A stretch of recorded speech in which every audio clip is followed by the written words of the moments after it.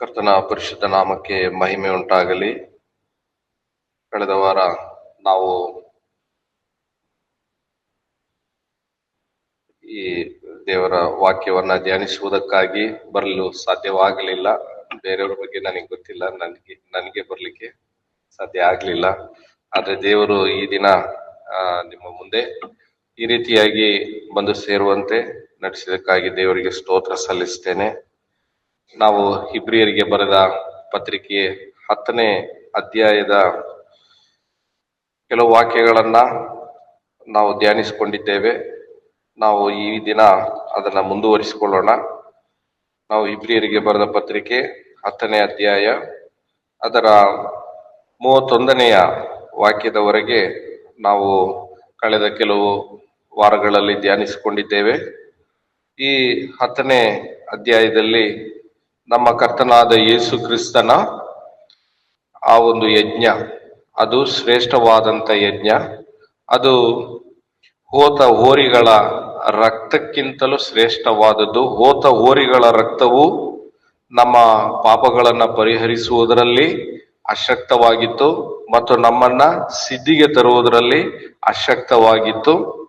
ಆದುದರಿಂದ ನಮ್ಮ ಕರ್ತನಾದ ಯೇಸು ಕ್ರಿಸ್ತನು ದೇವರ ತಂದೆಯ ಚಿತ್ತದ ಪ್ರಕಾರವಾಗಿ ತನ್ನ ದೇಹವನ್ನ ಆತನು ಒಂದೇ ಸಾರಿ ಸಮರ್ಪಣೆ ಮಾಡಿದ್ದರಿಂದ ನಮಗೆ ಬಿಡುಗಡೆಯಾಯಿತು. ಹೀಗೆ ನಾವು ಮುಂದೆ ನೋಡುವಾಗ ಆತನು ಈ ಒಂದು ಯಜ್ಞವನ್ನ ತನ್ನನ್ನೇ ತಾನು ಸಮರ್ಪಿಸಿ ಆತನು ಸಮಾಧಿ ಮಾಡಲ್ಪಟ್ಟ 3ನೇ ದಿನ ಜೀವಂತನಾಗಿ ಎದ್ದು ಬಂದು ಆತನು ಪರಲೋಕದಲ್ಲಿ ದೇವರ ಬಲಗಡೆಯಲ್ಲಿ ಆಸನಾರೂಢನಾಗಿದ್ದಾನೆ.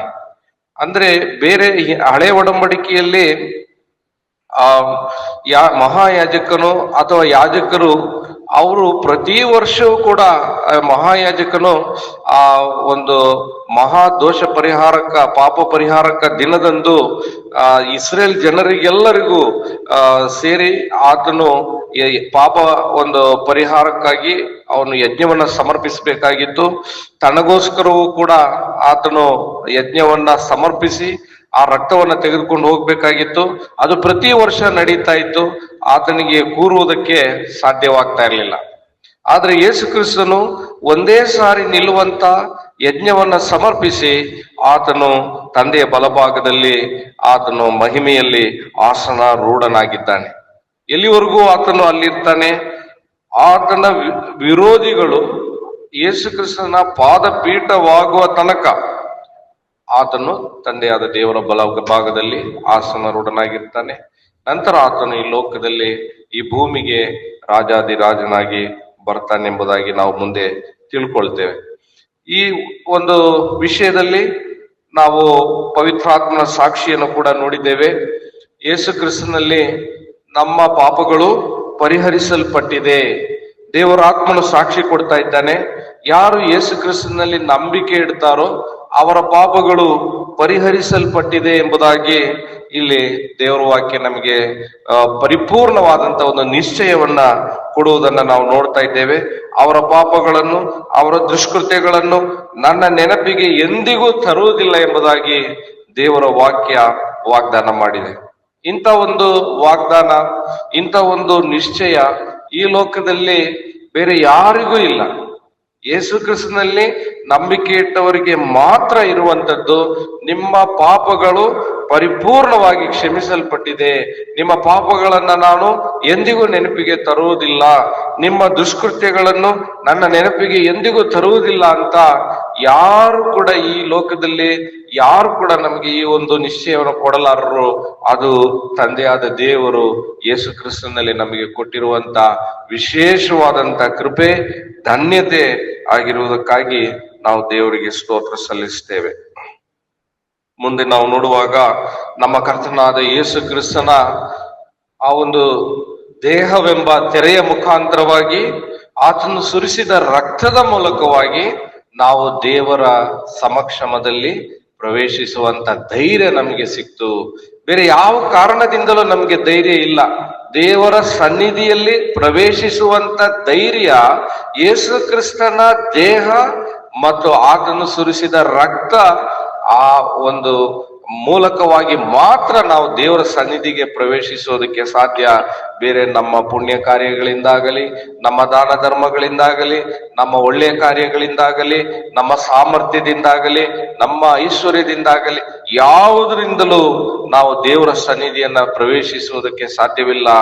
ನಮಗೆ ಈಗ ಸಿಕ್ಕಿರುವಂತ ಧೈರ್ಯ ಅದು ನಮ್ಮ ಕರ್ತನಾದ ಯೇಸು ಕ್ರಿಸ್ತನ ದೇಹವೆಂಬ ತೆರೆ ಮತ್ತು ಆತನು ಸುರಿಸಿದ ರಕ್ತದ ಮೂಲಕವಾಗಿ ಮಾತ್ರ ಈ ದಿನ ದೇವರ ಕೃಪಾಸನದ ಮುಂದೆ ಬರುವಂತ ಧೈರ್ಯ ನನಗೂ ನಿಮಗೂ ಸಿಕ್ಕಿದೆ. ಆದುದರಿಂದ ಆ ಹಿಂಜಾರಿ ಹೋಗ್ತಾ ಇದ್ದಂತ ಸತ್ಯದ ಪರಿಜ್ಞಾನಕ್ಕೆ ಬಂದಿದ್ದಾರೆ. ಸತ್ಯದ ಪರಿಜ್ಞಾನಕ್ಕೆ ಬಂದರೂ ಕೂಡ ಅವರು ಹೃದಯದಲ್ಲಿ ಕರ್ತನಾದ ಯೇಸು ಕ್ರಿಸ್ತನನ್ನ ಪರಿಪೂರ್ಣವಾಗಿ ಅಂಗೀಕರಿಸಿಕೊಂಡಿಲ್ಲ. ಕರ್ತನನ್ನ ಅವರು ತಮ್ಮ ಒಡೆಯನನ್ನಾಗಿ ಅಂಗೀಕರಿಸಿಕೊಂಡಿಲ್ಲ. ಅವರು ಸತ್ಯದ ಪರಿಜ್ಞಾನ, ತಮ್ಮ ಒಂದು ತಿಳುವಳಿಕೆಯಲ್ಲಿ ಅವರು ಬಂದಿದ್ದಾರೆ, ಆದ್ರೆ ಹೃದಯದಲ್ಲಿ ದೇವರೊಂದಿಗೆ ಕನೆಕ್ಟ್ ಆಗ್ಲಿಲ್ಲ. ಹಾಗೆ ಅವರು ತಿರುಗಿ ಆ ಯಹೂದ ಒಂದು ಧರ್ಮಕ್ಕೆ, ಮತಕ್ಕೆ ಹಿಂದಿರುಗಿ ಹೋಗುವಂತ ಒಂದು ಮನಸ್ಸನ್ನ ತೋರಿಸಿದಂತ ಸಮಯದಲ್ಲಿ ದೇವರಾತ್ಮ ಪ್ರೇರಿತನಾಗಿ ಇಲ್ಲಿ ಈ ಗ್ರಂಥಕರ್ತನು ಈ ಪತ್ರಿಕೆಯನ್ನ ಬರೆದಿರುವುದನ್ನ ನಾವು ಗಮನಿಸ್ತಾ ಇದ್ದೇವೆ. ಮುಂದೆ ನಾವು ನೋಡುವಾಗ ಈ ರೀತಿಯಾಗಿ ದೇವರು ನಮಗೆ ಧೈರ್ಯವನ್ನು, ದೇವರು ನಮಗೆ ಆ ಒಂದು ನಿಶ್ಚಯವನ್ನು ಕೊಟ್ಟಿರುವುದರಿಂದ ನಮ್ಮ ದೇಹವನ್ನ ತಿಳಿ ನೀರಿಂದ ತೊಳ್ಕೊಂಡು ನಮ್ಮ ಹೃದಯವನ್ನ ನಾವು ಪ್ರೋಕ್ಷಿಸಿಕೊಂಡವರಾಗಿ, ನಿರ್ಮಲ ಚಿತ್ತರಾಗಿ, ಪರಿಶುದ್ಧತೆಯೊಂದಿಗೆ ದೇವರ ಸನ್ನಿಧಿಗೆ ನಾವು ಬರೋಣ, ದೇವರನ್ನ ಆರಾಧಿಸೋಣ ಎಂಬುದಾಗಿ ಗ್ರಂಥಕರ್ತನು ಆಹ್ವಾನವನ್ನ ಕೊಟ್ಟಿರುವುದನ್ನ ನಾವು ಗಮನಿಸಿದ್ದೇವೆ. ನಂತರದಲ್ಲಿ ನಾವು ನೋಡ್ತಾ ಇದ್ದೇವೆ, ವಾಗ್ದಾನ ಮಾಡಿದಾತನು ನಂಬಿಗಸ್ತನು. ಆದ್ರಿಂದ ನೀವು ಧೈರ್ಯವಾಗಿರಿ, ವಾಗ್ದಾನ ಮಾಡಿದಾತನು ನಂಬಿಗಸ್ತನು, ನಂಬಿಕೆಯಲ್ಲೇ ಬದುಕಿರಿ ಎಂಬುದಾಗಿ ಇಲ್ಲಿ ಎಚ್ಚರಿಕೆಯನ್ನ ಮತ್ತು ಪ್ರೋತ್ಸಾಹವನ್ನು ಕೊಡೋದು ನೋಡ್ತಾ ಇದ್ದೇವೆ. ದೇವರ ಕಡೆಗೆ ಇರುವಂತ ನಂಬಿಕೆಯಲ್ಲಿ ನೀವು ಬದುಕಿರಿ ಮತ್ತು ಸಹೋದರರ ಕಡೆಯಲ್ಲಿರುವಂತ ಪ್ರೀತಿಯಲ್ಲಿ ಬದುಕಿರಿ ಎಂಬುದಾಗಿ ಮುಂದಿನ ವಾಕ್ಯದಲ್ಲಿ ನೋಡಿದ್ದೇವೆ. ಅದರಲ್ಲಿ ನೀವು ಪರಸ್ಪರ ಹಿತಚಿಂತಕರಾಗಿದ್ದು ಪ್ರೀತಿಸುತ್ತಿರಬೇಕೆಂತಲೂ ಸತ್ಕಾರ್ಯ ಮಾಡಬೇಕೆಂತಲೂ ಒಬ್ಬರನ್ನೊಬ್ಬರು ಪ್ರೇರೇಪಿಸಿರಿ ಅಂತ ನಮ್ಮ ಒಂದು ಮಾತಿನಲ್ಲಿ ಹೇಳಬಹುದು. ಅಲ್ಲಿ ನಾವು ಎಂಬುದಾಗಿ ಬರೆಯಲ್ಪಟ್ಟಿದೆ. ಅಂದ್ರೆ ಈ ಲೇಖಕನನ್ನ ಸೇರಿಕೊಂಡು ನಾವು ಪರಸ್ಪರ ಹಿತಚಿಂತಕರಾಗಿದ್ದು ಪ್ರೀತಿಸುತ್ತಿರಬೇಕೆಂತಲೂ ಸತ್ಕಾರ್ಯ ಮಾಡಬೇಕೆಂತಲೂ ಒಬ್ಬರನ್ನೊಬ್ಬರು ಪ್ರೇರೇಪಿಸೋಣ.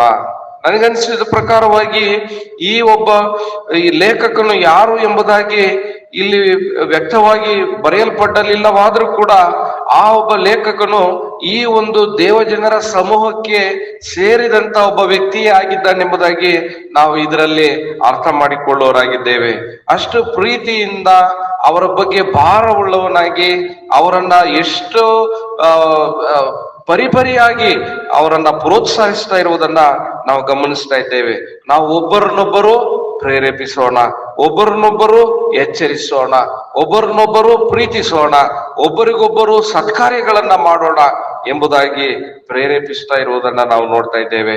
ಹಾಗೆ ನೀವು ಕೆಲವರು ರೂಢಿಯಾಗಿ ಸಭೆಯಾಗಿ ಕೂಡಿಕೊಳ್ಳುವುದನ್ನ ಕೆಲವರು ರೂಢಿಯಾಗಿ ಬಿಟ್ಟಿರುವ ಪ್ರಕಾರ ನೀವು ಕೂಡ ಬಿಟ್ಟು ಬಿಡದೆ ಕರ್ತನ ಪ್ರತ್ಯಕ್ಷತೆಯು ಹತ್ತಿರವಾಗಿದೆ ಎಂಬುದನ್ನ ನೀವು ತಿಳ್ಕೊಂಡಿರುವುದರಿಂದ, ಹಾಗೆ ಹತ್ತಿರವಾಗಿರುವುದರಿಂದಲೂ ನೀವು ಸಭೆಯಾಗಿ ಕೂಡಿ ಕ್ರಮವಾಗಿ ಸಭೆಯಾಗಿ ಕೂಡಿ ಬನ್ನಿ ಎಂಬುದಾಗಿ ಅಲ್ಲಿ ಒಂದು ಎಚ್ಚರಿಕೆಯನ್ನು ಕೂಡ ನಾವು ನೋಡಿದ್ದೀವಿ. ಕೊನೆಯದಾಗಿ ಬಹಳ ಕಠಿಣವಾದಂತ ಒಂದು ಎಚ್ಚರಿಕೆಯನ್ನ ನಾವು 26ನೇ ವಾಕ್ಯದಿಂದ 31ನೇ ವಾಕ್ಯದವರೆಗೆ ಕಳೆದ ಬಾರಿ ನಾವು ಧ್ಯಾನಿಸಿಕೊಂಡಿದ್ದೇವೆ. ಏನಂದ್ರೆ, ನೀವು ಸತ್ಯದ ಪರಿಜ್ಞಾನಕ್ಕೆ ಬಂದಿದ್ದೀರಾ, ಯೇಸು ಕ್ರಿಸ್ತ ದೇವರ ಮಗನು ಎಂಬುದಾಗಿ ನಂಬಿದ್ದೀರಾ, ಅಥವಾ ಯೇಸು ಕ್ರಿಸ್ತನು ಬಂದಿದ್ದಾನೆ ಎಂಬುದಾಗಿ ಆ ಸತ್ಯ ನಿಮಗೆ ಅರ್ಥ ಆಗಿದೆ. ಮತ್ತು ಯೇಸು ಕ್ರಿಸ್ತನು ಆತನು ಈ ಅಪೊಸ್ತಲರ ಮೂಲಕವಾಗಿ ಈ ಒಂದು ಸುವಾರ್ತೆಯನ್ನು ಸಾರುವಾಗ ದೇವರು ಅವರ ಮೂಲಕವಾಗಿ ಅದ್ಭುತಗಳನ್ನು, ಮಹತ್ ಕಾರ್ಯಗಳನ್ನು, ಸೂಚಕ ಕಾರ್ಯಗಳನ್ನು ಮಾಡುತ್ತಾ ಆ ಸುವಾರ್ತೆಗೆ ಸಾಕ್ಷಿ ಕೊಡ್ತಾ ಇದ್ದನು ಎಂಬುದಾಗಿ 2ನೇ ಅಧ್ಯಾಯದಲ್ಲಿ ನಾವು ನೋಡ್ತಾ ಇದ್ದೇವೆ.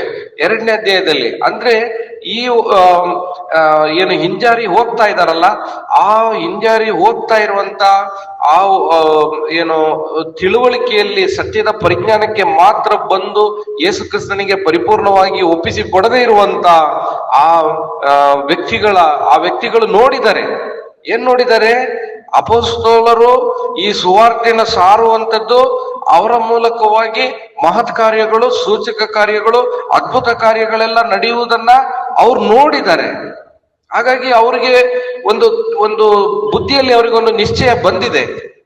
ಆದರೆ ಹೃದಯದಲ್ಲಿ ಕರ್ತನೊಂದಿಗೆ ಪರಿಪೂರ್ಣವಾಗಿ ಸಂಬಂಧಕ್ಕೆ ಬಂದಿಲ್ಲ, ವೈಯಕ್ತಿಕ ಸಂಬಂಧಕ್ಕೆ ಅವರು ಬರಲಿಲ್ಲ.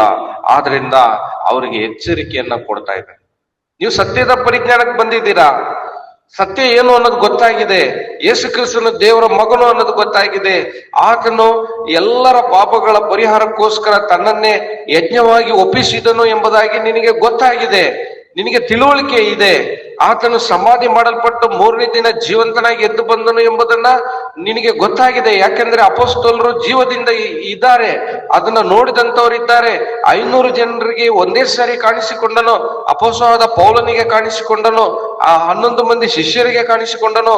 ಇದನ್ನ ಯೇಸು ಕ್ರಿಸ್ತನನ್ನ ನೇರವಾಗಿ ನೋಡಿದವರಿದ್ದಾರೆ.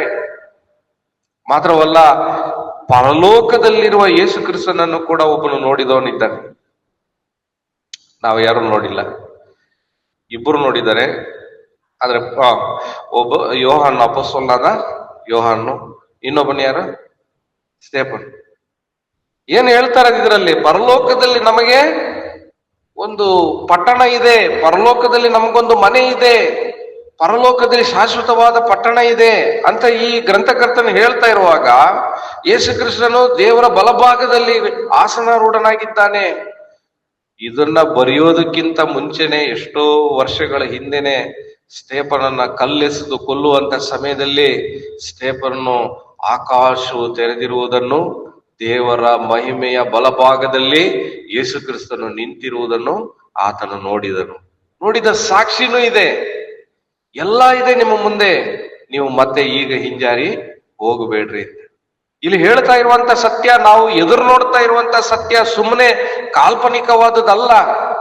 ಇದು ಸುಮ್ಮನೆ ಒಂದು ಕಟ್ಟುಕತೆ ಅಲ್ಲ, ನಿಮ್ಮನ್ನ ಮೋಸಕ್ಕೆ ನಡೆಸೋದಲ್ಲ. ಕರ್ತನಾದ ಯೇಸು ಕ್ರಿಸ್ತನು ಪರಲೋಕದಿಂದ ಇಳಿದು ಬಂದನು, ಪರಲೋಕಕ್ಕೆ ಏರಿ ಹೋದನು. ಆತನನ್ನ ಪರಲೋಕದಲ್ಲಿ ಭೂಮಿಯಲ್ಲಿ ಇದ್ದುಕೊಂಡೇ ಸ್ಟೇಫನನ್ನು ನೇರವಾಗಿ ನೋಡಿದನು. ಹಾಗಾಗಿ ನೀವು ಹಿಂಜಾರಿ ಹೋಗ್ಬೇಡ್ರಿ. ಒಂದು ವೇಳೆ ನೀವು ಆ ರೀತಿ ಹಿಂಜಾರಿ ಹೋದ್ರೆ ಮತ್ತೆ ಆ ಪಾಪ, ನಿಮ್ಮ ಈ ಪಾಪಕ್ಕೆ ಯಾವ ಯಜ್ಞವೂ ಉಳಿದಿಲ್ಲ, ಇನ್ನು ಯಾವ ಯಜ್ಞವೂ ಉಳಿದಿಲ್ಲ. ಯಾಕಂದ್ರೆ ಯೇಸು ಕ್ರಿಸ್ತನೇ ಬಿಟ್ಟು ಹೋಗ್ತಾ ಇದ್ದೀರಾ. ಯೇಸು ಕ್ರಿಸ್ತನೇ ನಮಗೆ ನಮ್ಮ ಪಾಪಗಳನ್ನ ಪರಿಹರಿಸುವಂತ ಯಜ್ಞ. ಆ ಯಜ್ಞವನ್ನೇ ನೀವು ಬಿಟ್ಟು ಹೋದ್ರೆ ಮತ್ತೆ ನಿಮಗೆ ಇನ್ನು ಬೇರೆ ಯಾವ ದಾರಿನೂ ಇಲ್ಲ ಎಂಬ ಎಚ್ಚರಿಕೆಯನ್ನು ಕೊಡ್ತಾ ಇದ್ದಾರೆ. ನಿಮಗೆ ಉಳಿದಿರೋದೇನೋ ನ್ಯಾಯ ತೀರ್ಪು ಮತ್ತು ನಿತ್ಯವಾದಂತ ಬೆಂಕಿ, ನಿತ್ಯವಾಗಿ ಉರಿಯುವಂತ ಬೆಂಕಿ ಮಾತ್ರ ನಿಮ್ಮ ಮುಂದೆ ಉಳಿದಿದೆ ಎಂಬುದಾಗಿ ಎಚ್ಚರಿಕೆಯನ್ನು ಕೊಡ್ತಾ ಇದ್ದಾರೆ. ನಂತರದಲ್ಲಿ ನಾವು ನೋಡ್ತಾ ಬರುವಾಗ, ನೀವು ಎಷ್ಟು ದೊಡ್ಡ ತಪ್ಪು ಮಾಡ್ತೀರಾ ಅಂದ್ರೆ, ಒಂದು ವೇಳೆ ನೀವು ತಿಳ್ಕೊಂಡಿರುವಂತ ಈ ಸತ್ಯದಿಂದ ನೀವೇನಾದ್ರೂ ಹಿಂಜಾರಿ ಹೋದ್ರೆ, ನೀವು ದೇವಕುಮಾರನನ್ನು ತುಳಿದು ಒಡಂಬಡಿಕೆಯನ್ನು ಸ್ಥಿರಪಡಿಸಿದಂತ ತನ್ನನ್ನು ಪವಿತ್ರ ಮಾಡಿದಂತ ರಕ್ತವನ್ನು ಅಶುದ್ಧವೆಂದೆಣಿಸ್ತಾ ಇದ್ದೀರಾ. ದೇವರ ಕೃಪಾವರವಾಗಿರುವ ಆತ್ಮನನ್ನು ತಿರಸ್ಕಾರ ಮಾಡ್ತಾ ಇದ್ದೀರಾ. ಈ ರೀತಿ ನೀವು ಮಾಡಿದರೆ ಇನ್ನು ಎಷ್ಟೋ ಕ್ರೂರವಾದಂತ ದಂಡನೆಗೆ ನೀವು ಒಳಗಾಗ್ತೀರ. ಪೇತ್ರನ ಇದೇ ಮಾತನ್ನ ಹೇಳ್ತಾ ಏನಂತ, ನೀವು ಸತ್ಯದ ಪರಿಜ್ಞಾನಕ್ಕೆ ಬರದೇ ಇದ್ರೇನೆ ಒಳ್ಳೇದಾಗಿತ್ತು ಅಂತ ಹೇಳ್ತಾರೆ ಪೇತ್ರನ ಬರೆದ ಪತ್ರಿಕೆಯಲ್ಲಿ. ನಾಯಿ ತಾನು ಕಕ್ಕಿದ್ದನ್ನ ಪುನಃ ತಿನ್ನುವುದಕ್ಕೆ ಹೋಯಿತು, ಆತರ ಆಯ್ತು ನಿಮ್ ಕತೆ. ನೀವು ಸತ್ಯದ ಪರಿಜ್ಞಾನಕ್ಕೆ ಬರದೇ ಇದ್ರೇನೆ ಒಳ್ಳೇದಾಯ್ತು, ಬಂದು ನೀವು ಈ ರೀತಿಯಾಗಿ ಹಿಂದೆ ಹೋಗುವುದಕ್ಕಿಂತ. ಅದನ್ನೇ ಹೇಳ್ತಾರೆ. ಆ ರೀತಿ ಇನ್ನೂ ಎಷ್ಟೋ ಕ್ರೂರವಾದ ದಂಡನೆಗೆ ಪಾತ್ರನಾಗಬೇಕೆಂಬುದನ್ನು ಯೋಚಿಸಿರಿ. ದೇವರು ಮುಯಿಗೆ ಮುಯಿ ತೀರಿಸುವನು, ತನ್ನ ಜನರ ನ್ಯಾಯವನ್ನು ಆತನು ವಿಚಾರಿಸುವನೆಂತಲೂ ಬರೆದಿದೆ ಎಂಬುದಾಗಿ ನಾವು ನೋಡಿದ್ದೇವೆ. ಹೀಗೆ ಕೊನೆಯದಾಗಿ 31ನೇ ವಾಕ್ಯದಲ್ಲಿ ಜೀವ ಸ್ವರೂಪನಾದ ದೇವರ ಕೈಯಲ್ಲಿ ಸಿಕ್ಕಿ ಬೀಳುವುದು ಭಯಂಕರವಾದದ್ದು ಎಂಬ ಎಚ್ಚರಿಕೆಯನ್ನ ನಾವು ಕೊನೆಯದಾಗಿ ನೋಡಿದ್ದೇವೆ. ಈ ದಿನ ನಾವು 32ರಿಂದ 39ರವರೆಗಿನ ವಾಕ್ಯಗಳನ್ನ ಮಾತ್ರ ನಾವು ಧ್ಯಾನಿಸಿಕೊಂಡು ಮುಂದೆ ಹೋಗೋಣ. 32ರಿಂದ ಯಾರಾದ್ರೂ ಒಬ್ರು ಓದಿ 32ರಿಂದ 39ರವರೆಗಿನ ವಾಕ್ಯಗಳು. ಹೀಗಿರಲಾಗಿ ನೀವು ಜ್ಞಾನ ಪ್ರಕಾಶದಲ್ಲಿ ಸೇರಿ ಕಷ್ಟಾನುಭವವೆಂದು ಬಲು ಹೋರಾಟವನ್ನು ಸಹಿಸಿಕೊಂಡ ಹಿಂದಿನ ದಿನಗಳನ್ನು ನೆನಪಿಗೆ ತಂದುಕೊಳ್ಳಿರಿ. ಕೆಲವು ಸಾರಿ ನೀವು ನಿಂದೆಗಳನ್ನು ಸಂಕಟಗಳನ್ನು ಅನುಭವಿಸಿ ಹಾಸ್ಯಕ್ಕೆ ಗುರಿಯಾದಿರಿ. ಕೆಲವು ಸಾರಿ ಅಂಥವುಗಳನ್ನು ಅನುಭವಿಸದರಲ್ಲಿ ಸೇರಿದವರಾಗಿದ್ದು ಕಷ್ಟಾನುಭವಿಗಳಾದಿರಿ. ಬೇಡಿಗಳನ್ನು ಹಾಕಿಸಿಕೊಂಡವರ ಕಷ್ಟವನ್ನು ನೋಡಿ ಅವರ ಸಂಗಡ ನೀವು ದುಃಖಪಟ್ಟದ್ದಲ್ಲದೆ, ನಮಗೆ ಉತ್ತಮವಾಗಿಯೂ ಸ್ಥಿರವಾಗಿಯೂ ಇರುವ ಆಸ್ತಿಯುಂಟೆಂದು ಚೆನ್ನಾಗಿ ಅರಿತುಕೊಂಡು ನಿಮ್ಮ ಸೊತ್ತನ್ನು ಸುಲುಕೊಳ್ಳುವವರಿಗೆ ಸಂತೋಷದಿಂದ ಬಿಟ್ಟಿರಿ. ಹಾಗಾದರೆ ನಿಮ್ಮ ಧೈರ್ಯವನ್ನು ಬಿಟ್ಟು ಬಿಡಬೇಡಿರಿ, ಅದಕ್ಕೆ ಮಹಾಪ್ರತಿಫಲ ಉಂಟು. ದೇವರ ಚಿತ್ತವನ್ನು ನೆರವೇರಿಸಿ ವಾಗ್ದಾನದ ಫಲವನ್ನು ಹೊಂದಬೇಕಾದರೆ ನಿಮಗೆ ತಾಳ್ಮೆ ಬೇಕು. ಬರುವಾತನು ಇನ್ನು ಸ್ವಲ್ಪ ಕಾಲದಲ್ಲಿ ಬರುವನು, ತಡ ಮಾಡುವುದಿಲ್ಲ. ಆದರೆ ನನ್ನವನಾಗಿರುವ ನೀತಿವಂತನು ನಂಬಿಕೆಯಿಂದಲೇ ಬದುಕುವನು. ಅವನು ಹಿಂದೆಗೆದರೆ ಅವನಲ್ಲಿ ನನಗೆ ಸಂತೋಷವಿರುವುದಿಲ್ಲ ಎಂದು ಬರೆದಿದೆ. ನಾವಾದರೂ ಹಿಂದೆಗೆಯವರಾಗಿ ನಾಶವಾಗುವವರಲ್ಲ, ನಂಬುವವರಾಗಿ ಪ್ರಾಣ ರಕ್ಷಣೆಯನ್ನು ಹೊಂದುವವರಾಗಿದ್ದೇವೆ. ಓಕೆ, ಇಲ್ಲಿ ನಾವು ನೋಡುವಾಗ ಅವರು ಇದು ಬರೀ ಹಿಂಜಾರಿ ಹೋಗುವವರ ಕುರಿತಾಗಿ ಮಾತ್ರ ಬರೆದ ಮಾತಲ್ಲ, ನಿಜವಾಗಲೂ ರಕ್ಷಣೆ ಹೊಂದಿದವರು ಮತ್ತು ಅವರ ಜೊತೆಯಲ್ಲಿ ಸತ್ಯದ ಪರಿಜ್ಞಾನವನ್ನ ಮಾತ್ರ ಹೊಂದಿದ್ದಾರೆ. ಆದ್ರೆ ಯೇಸು ಕ್ರಿಸ್ತನೊಂದಿಗೆ ಹೃದಯ ಪೂರ್ವಕವಾಗಿರುವಂತ ಒಂದು ಸಂಬಂಧಕ್ಕೆ ಅವರು ಬಂದಿಲ್ಲ. ಇವರೆಲ್ಲರನ್ನ ಸೇರಿಸಿ ಬರೆದಿರುವಂತ ಒಂದು ಮಾತುಗಳು ಇದಾಗಿದೆ. ಹಾಗಾಗಿ ಈ ಹಿಂಜಾರಿದವರು ಮಾತ್ರ ಈ ರೀತಿಯಾಗಿ ನಡ್ಕೊಂಡ್ರು ಅಂತ ನಾವು ಅಂದ್ಕೊಳ್ಳೋದು ಬೇಡ. ಒಟ್ಟಾರೆಯಾಗಿ ಸಭೆಯಲ್ಲಿರುವಂತ ಎಲ್ಲ ವಿಶ್ವಾಸಿಗಳು ಈ ರೀತಿಯಾಗಿ ನಡ್ಕೊಂಡಿದ್ದಾರೆ. ಅದು ಏನದು? ಹೀಗಿರಲಾಗಿ ನೀವು ಜ್ಞಾನ ಪ್ರಕಾಶದಲ್ಲಿ ಸೇರಿ ಕಷ್ಟಾನುಭವವೆಂಬ ಬಲು ಹೋರಾಟವನ್ನು ಸಹಿಸಿಕೊಂಡ ಹಿಂದಿನ ದಿನಗಳನ್ನು ನೆನಪಿಗೆ ತಂದುಕೊಳ್ಳಿರಿ. ಜ್ಞಾನ ಪ್ರಕಾಶದಲ್ಲಿ ಸೇರಿದ್ದು ಯಾವಾಗ? ಜ್ಞಾನ ಅದು ಸುವಾರ್ತೆ ಅಲ್ವಾ? ಸುವಾರ್ತೆಯೇ ಜ್ಞಾನ. ಪ್ರಕಾಶ ಅದು ನಮ್ಮ ಕರ್ತನಾದ ಯೇಸು ಕ್ರಿಸ್ತನು ಯೋಹಾನ ಬರೆದ ಸುವಾರ್ತೆ 8ನೇ ಅಧ್ಯಾಯ 12ನೇ ವಾಕ್ಯದಲ್ಲಿ, ನಾನೇ ಲೋಕಕ್ಕೆ ಬೆಳಕಾಗಿದ್ದೇನೆ, ನನ್ನನ್ನು ಹಿಂಬಾಲಿಸುವವನು ಕತ್ತಲೆಯಲ್ಲಿ ನಡೆಯುವುದಿಲ್ಲ ಎಂಬುದಾಗಿ ನಾವು ಓದ್ತೇವೆ. ಯೋಹಾನ ಬರೆದ ಸುವಾರ್ತೆ 8ನೇ ಅಧ್ಯಾಯ 12ನೇ ವಾಕ್ಯದಲ್ಲಿ. ಈ ಒಂದು ಸುವಾರ್ತೆಯನ್ನು ಕೇಳಿದ್ದೀರಾ? ಸುವಾರ್ತೆ ಯೇಸು ಕ್ರಿಸ್ತನು ನಿಮ್ಮ ಪಾಪಗಳಿಗೋಸ್ಕರ ಪ್ರಾಣ ಕೊಟ್ಟನು, ಸಮಾಧಿ ಮಾಡಲ್ಪಟ್ಟನು, 3ನೇ ದಿನ ಜೀವಂತನಾಗಿ ಎದ್ದು ಬಂದನು ಎಂಬ ಸತ್ಯವನ್ನ ನೀವು ಒಪ್ಕೊಂಡಿದ್ದೀರಾ? ನಂತರ ಏನಾಯ್ತು? ನೆಕ್ಸ್ಟ್ ನೀವು ದೀಕ್ಷಾ ಸ್ನಾನ ಕೂಡ ತಗೊಂಡಿದ್ದೀರಾ. ಆಮೇಲೆ ನೀವು ರಕ್ಷಣೆ ಹೊಂದಿದಂತ ಸಮಯದಲ್ಲಿ ಅವರಿಗೆ ಪವಿತ್ರಾತ್ಮನ ಬಲವಾದಂತ ಕಾರ್ಯಗಳನ್ನ ಅವ್ರು ನೋಡಿದ್ದಾರೆ.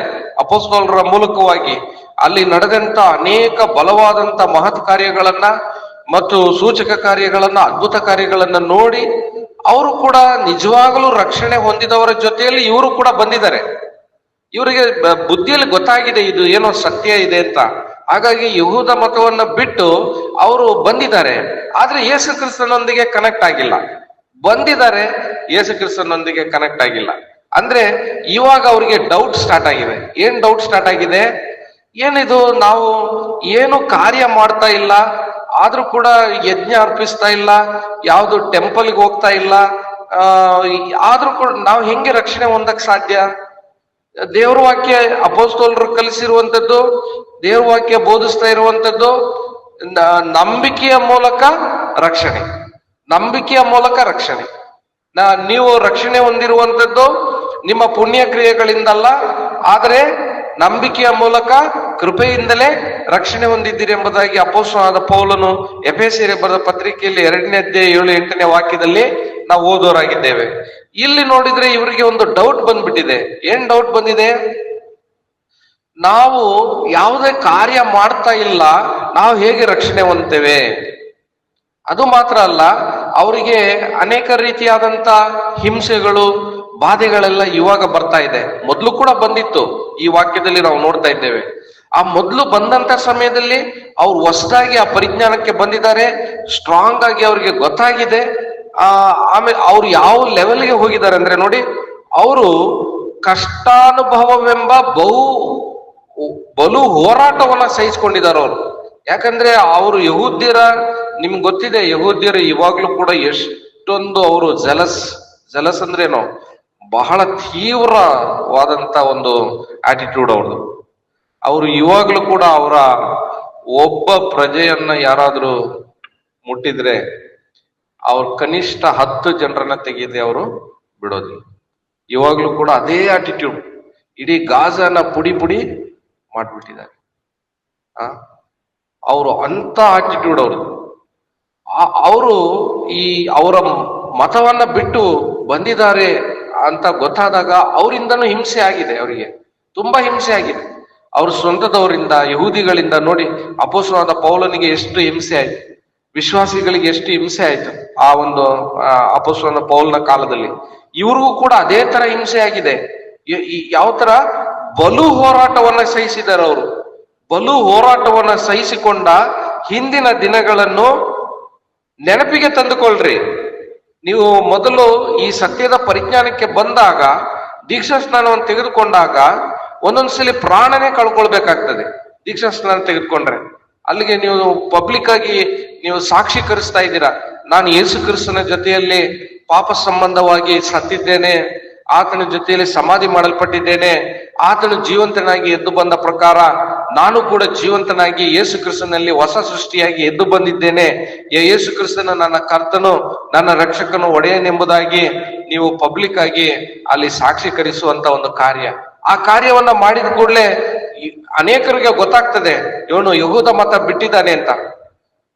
ಆಗಿನ ಕಾಲ ಬಿಡ್ಲಿ, ಈಗಿನ ಕಾಲದಲ್ಲೇ ತಗೊಳ್ಳಿ, ಯಾರಾದ್ರೂ ರಕ್ಷಣೆ ಹೊಂದಿ ಬೇರೆ ಒಂದು ಧರ್ಮದಿಂದೆಲ್ಲ ಬರೋರು, ಅವ್ರು ಎಷ್ಟು ವಿರೋಧಗಳನ್ನ ಅವರು ಎದುರಿಸ್ಬೇಕಾಗ್ತದೆ. ಅವರ ಮನೆಗಳಲ್ಲಿ, ಅವ್ರ ಮನೆಯಿಂದ ಹೊರಗಾಗ್ತಾರೆ, ಅವ್ರಿಗೆ ಆಸ್ತಿಯಲ್ಲಿ ಪಾಲ್ ಕೊಡೋದಿಲ್ಲ, ಅವರನ್ನ ಯಾವ ಒಂದು ಕಾರ್ಯಕ್ಕೂ ಸೇರಿಸ್ಕೊಳ್ಳೋದಿಲ್ಲ, ಅವ್ರನ್ನ ದೂರ ಬಿಡ್ತಾರೆ, ಬರಿಗೈಯಲ್ಲಿ ತಳ್ಳಿ ಬಿಡ್ತಾರೆ. ಆಮೇಲೆ ಅವರನ್ನ ಜೊತೆ ಕೆಲಸದವರು ವಿರೋಧಿಸ್ತಾರೆ, ಅಧಿಕಾರಿಗಳು ವಿರೋಧಿಸ್ತಾರೆ, ಎಲ್ಲಾ ರೀತಿಯಲ್ಲೂ ಅವರು ವಿರೋಧಗಳನ್ನ ಎದುರಿಸ್ಬೇಕಾಗ್ತದೆ. ಅಂತ ವಿರೋಧಗಳನ್ನ ನೀವು ಎದುರಿಸಿದ್ದೀರಾ, ಅಂತ ಹೋರಾಟಗಳನ್ನೆಲ್ಲ ನೀವು ಸಹಿಸ್ಕೊಂಡಿದ್ದೀರಾ, ಅಂತ ಒಂದು ಬೌಲು ಸಂಕಟವನ್ನ ನೀವು ಸಹಿಸ್ಕೊಂಡಿದ್ದನ್ನ ನೆನಪಿಗೆ ತಗೊಂಡ್ ಬನ್ನಿ. ನಂತರ ಏನ್ ಹೇಳ್ತಾ ಇದ್ದಾರೆ, ನೀವು ಕೆಲವು ಸಾರಿ ನಿಂದೆಗಳನ್ನು, ಸಂಕಟಗಳನ್ನು ಅನುಭವಿಸಿ ಹಾಸ್ಯಕ್ಕೆ ಗುರಿಯಾದಿರಿ. ನಿಮ್ಮನ್ನ ನೋಡಿದವರು ನಿಂದಿಸ್ತಾ ಇದ್ರು, ನಿಮ್ಮನ್ನ ಹಾಸ್ಯ ಮಾಡ್ತಾ ಇದ್ರು, ನಿಮ್ಮನ್ನ ಕಷ್ಟಗಳಿಗೆ ಒಳಪಡಿಸ್ತಾ ಇದ್ರು. ನಾವು ರೋಮಾಪುರದವರಿಗೆ ಬರೆದ ಪತ್ರಿಕೆಯಲ್ಲಿ ಒಂದು ಮಾತನ್ನ ಈ ರೀತಿಯಾಗಿ ಓದ್ತೇವೆ. ರೋಮಾಪುರದವರಿಗೆ ಬರೆದ ಪತ್ರಿಕೆ 8ನೇ ಅಧ್ಯಾಯದಲ್ಲಿ 36ನೇ ವಾಕ್ಯ ನೋಡಿ.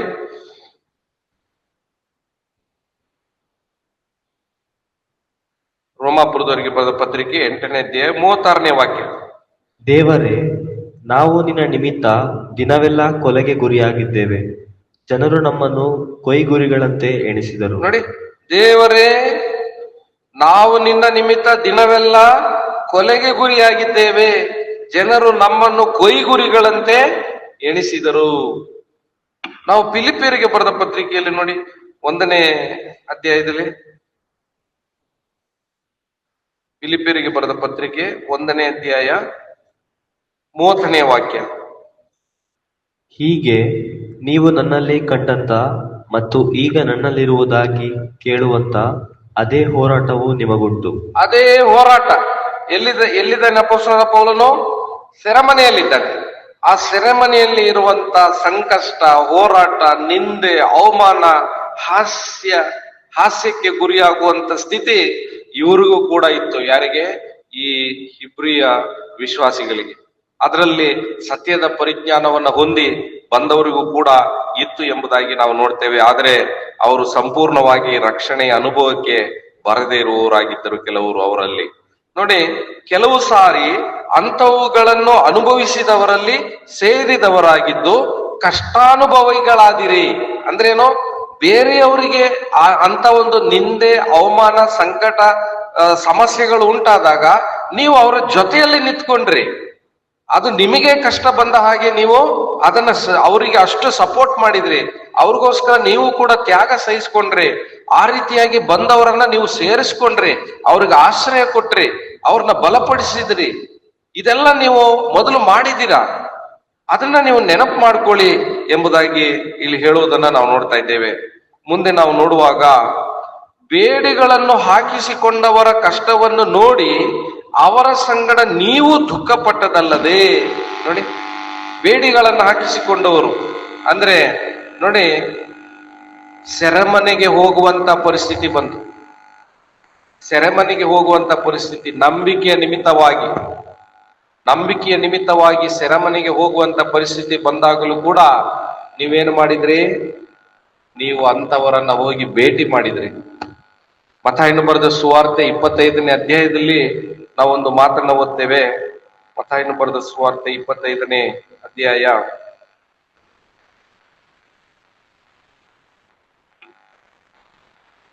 36ನೇ ವಾಕ್ಯ ನೋಡಿ.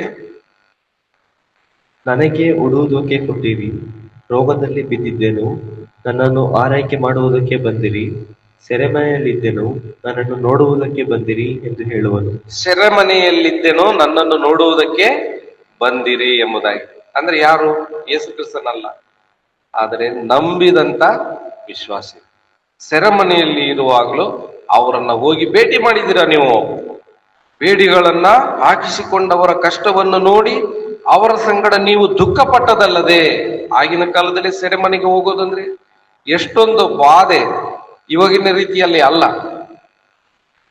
ಯಾರೋ ಕೇಳ್ತಾ ಇದ್ರು, ನಮ್ಮ ಸ್ಟಾಫ್ ಅಲ್ಲಿ ಮಾತಾಡ್ತಾ ಇದ್ರು, ಯಾರದು ಸೆರೆಮನೆಯಲ್ಲಿದ್ದಾರೆ, ದೇವೇಗೌಡ ನಮ್ಮ ಮೊಮ್ಮಗ, ಅವ್ರಿಗೆ 501 ರೂಪಾಯಿನ ಏನೋ ದಿನಗೂಲಿ ಅಂತೆ. 501 ರೂಪಾಯಿ ದಿನಕ್ಕೆ ಕೂಲಿ ಪ್ರಜ್ವಲ್. ಅದು ಸ್ಟಾಫ್ ಅಲ್ಲಿ ಹೇಳ್ತಾ ಇದ್ರು, ಗೆಸ್ಟ್ ಟೀಚರ್ಸ್ಗೆ ಬರೀ 10,000ನೋ 12,000ನೋ ಕೊಡ್ತಾರೆ. ಅವಾಗ ದಿನಗೂಲಿ ಎಷ್ಟಾಯ್ತು?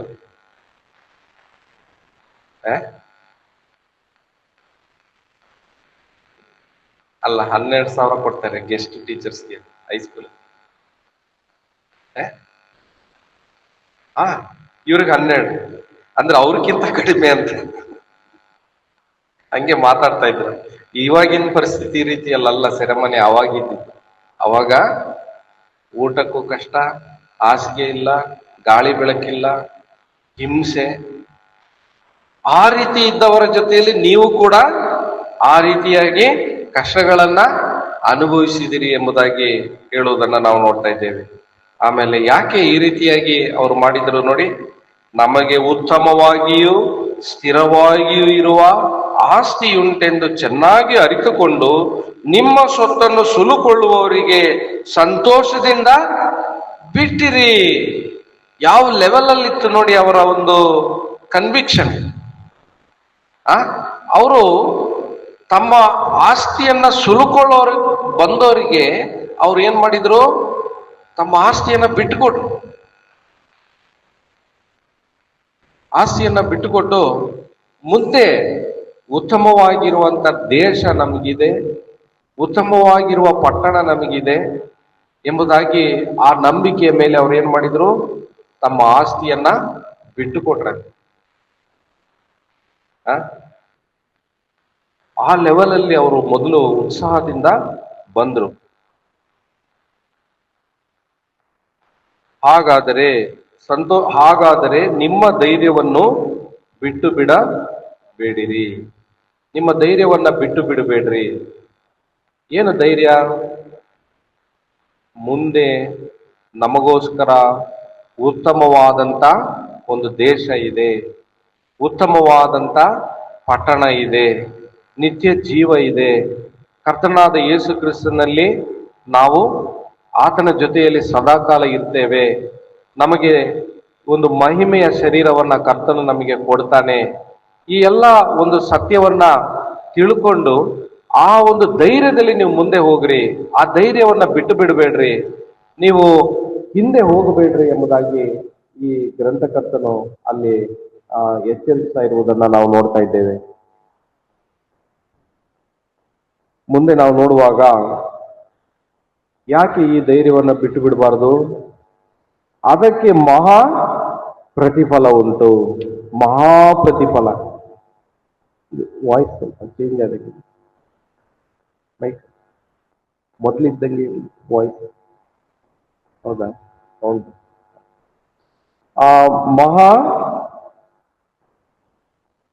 ಮಹಾ ಪ್ರತಿಫಲ ಉಂಟು. ಅದಕ್ಕೆ ಮಹಾ ಪ್ರತಿಫಲ ಉಂಟು. ಯಾವುದಕ್ಕೆ? ನಾವು ಆ ಧೈರ್ಯವನ್ನ ನಾವು ಕೊನೆಯವರೆಗೂ ಹಿಡ್ಕೊಂಡ್ರೆ. ನಾವು 3ನೇ ಅಧ್ಯಾಯದಲ್ಲಿ ಕೂಡ 12ನೇ ವಾಕ್ಯದಲ್ಲಿ ಇದನ್ನ ಗಮನಿಸಿದ್ದೇವೆ. 3ನೇ ಅಧ್ಯಾಯ 12ನೇ ವಾಕ್ಯದಲ್ಲಿ, ಸಹೋದರರೇ ನೋಡಿಕೊಳ್ಳಿರಿ, ಜೀವ ಸ್ವರೂಪನಾದ ದೇವರನ್ನು ಬಿಟ್ಟು ಹೋಗುವ ಅಪನಂಬಿಕೆಯುಳ್ಳ ಕೆಟ್ಟ ಹೃದಯವು ನಿಮ್ಮೊಳಗೆ 6ನೇ ವಾಕ್ಯ ಓದಿ. 6ನೇ ವಾಕ್ಯ, 3ನೇ ಅಧ್ಯಾಯ 6ನೇ ವಾಕ್ಯ. ಕ್ರಿಸ್ತನಾದರೋ ಮಗನಾಗಿ ದೇವರ ಮನೆಯ ಮೇಲೆ ಅಧಿಕಾರಿಯಾಗಿದ್ದಾನೆ.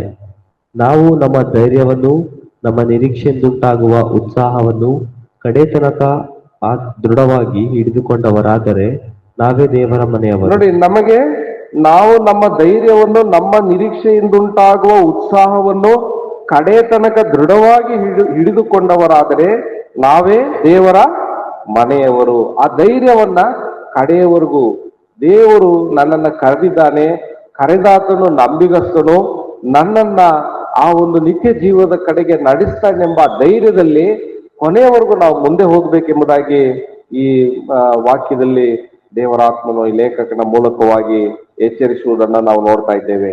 ಮಾತ್ರವಲ್ಲ, ಅದಕ್ಕೊಂದು ಮಹಾ ಪ್ರತಿಫಲ ಉಂಟು. ನೋಡಿ, ಈಗಲೇ ಪ್ರತಿಫಲ ಉಂಟು.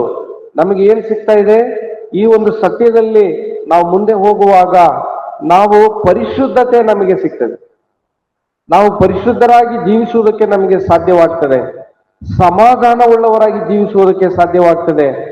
ಉತ್ತಮರಾಗಿ ಈ ಲೋಕದಲ್ಲಿ ಜೀವಿಸುವುದಕ್ಕೆ ಸಾಧ್ಯವಾಗ್ತದೆ. ಇದರಿಂದ ಅನೇಕ ಆಶೀರ್ವಾದಗಳನ್ನು ನಾವು ಈ ಲೋಕದಲ್ಲಿಯೇ ಹೊಂದಿಕೊಳ್ತೇವೆ. ಆ ಒಂದು ನಿರೀಕ್ಷೆಯಲ್ಲಿ ನಾವು ಮುಂದೆ ಹೋಗುವಾಗ ಮತ್ತೆ ಪರಲೋಕದಲ್ಲಿ ಕೂಡ ನಮಗೆ ಒಂದು ಶ್ರೇಷ್ಠವಾದಂಥ ಪ್ರತಿಫಲ ನಮಗೋಸ್ಕರ ದೇವರು ಇಟ್ಟಿದ್ದಾನೆ. ವಿಶೇಷವಾಗಿ ನಮ್ಮ ಈ ದೇಹನೇ ಆ ಮಹಿಮೆಯುಳ್ಳ ದೇಹವಾಗಿ ಮಾರ್ಪಡ್ತದೆ ಅನ್ನೋದೇ ವಿಶೇಷವಾಗಿರುವಂತ ಒಂದು ಪ್ರತಿಫಲ. ಈ ದೇಹದಲ್ಲಿ ಮತ್ತೆ ಈ ಒಂದು ಪಾಪದ ಸಾನ್ನಿಧ್ಯದಿಂದಲೇ ದೇವರು ನಮ್ಮನ್ನ ತೆಗಿತಾನೆ. ಈ ಒಂದು ಪಾಪದ ಸಾನ್ನಿಧ್ಯನೇ ಇರೋದಿಲ್ಲ, ಮತ್ತೆ ಅಲ್ಲಿ ಕಣ್ಣೀರು ಇರೋದಿಲ್ಲ, ದುಃಖ ಇಲ್ಲ, ಹಸಿವೆ ಇಲ್ಲ, ಪಾಪನೇ ಇರೋದಿಲ್ಲ. ಅಂತ ಒಂದು ಪರಿಸ್ಥಿತಿಗೆ ದೇವರು ನಮ್ಮನ್ನ ನಡೆಸ್ತಾನೆ. ಮಾತ್ರವಲ್ಲ, ದೇವರು ನಾವು ಮಾಡಿದಂತ ಎಲ್ಲ ಕಾರ್ಯಗಳಿಗೆ ತಕ್ಕ ಪ್ರತಿಫಲವನ್ನ ದೇವರು ನಮಗೆ ಕೊಡುವನಾಗಿದ್ದಾನೆ. ಹಾಗಾಗಿ ನಾವು ಈ ಧೈರ್ಯವನ್ನ ಬಿಡಬಾರದು. ಯಾವ ಪರಿಸ್ಥಿತಿ ಬಂದರೂ ಕೂಡ ನಾವು ಯೇಸು ಕ್ರಿಸ್ತನಲ್ಲಿ ನಮಗೆ ಸಿಕ್ಕಿರುವಂತ ಆ ಧೈರ್ಯವನ್ನ ನಾವು ಬಿಡದೆ ಮುಂದೆ ಹೋಗಬೇಕೆಂಬುದಾಗಿ ನಮ್ಮನ್ನ ಪ್ರೋತ್ಸಾಹಿಸುವಂತ ಒಂದು ವಾಕ್ಯ ಭಾಗ ಇದಾಗಿದೆ.